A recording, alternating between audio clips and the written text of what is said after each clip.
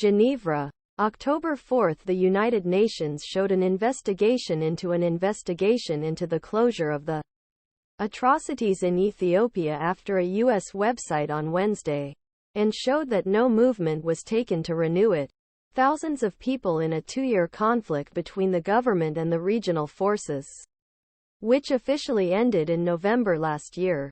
Both sides blamed the persecution, including rape and arbitrary detention, but each rejected responsibility for systemic abuse. Following a movement presented by European Union, the Ethiopian International Human Rights Experts Commission, which was established by U.S. Human Rights Council in 2021, said last month that war crimes and crimes against humanity were still committed in Ethiopia.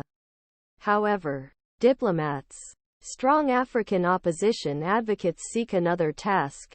Ethiopia, which refused to make widespread abuse, strongly opposed the investigation and tried to shorten its work.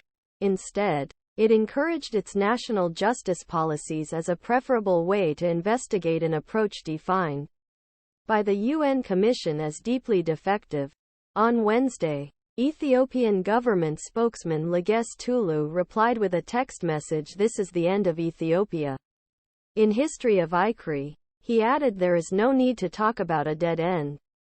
Effect on donors. Since the end of the war in Tigray, Ethiopia has been working to repair relations with major donors that restrict economic aid on conflict. A general view shows drivers and a biker on the 22nd of June 2023 near the Tigray Martyrs Monument in the Tigray region, Ethiopia. On Tuesday, EU promised a $680 million aid package, which was delayed in 2021 due to the war, and said that two sides were working to slowly normalize relationships.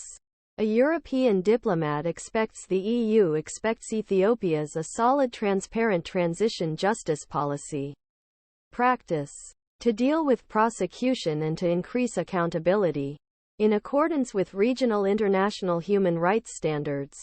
Diplomat. In the coming months, we expect rapid and concrete progress, said. Lack of progress may endanger the continuous normalization of relations between the EU and Ethiopia. In an analysis published on Tuesday, UN Commission concluded that persecution in Ethiopia will continue, and risk of referring to last struggle in Amhara region and failures holding people responsible for crimes in Tigray.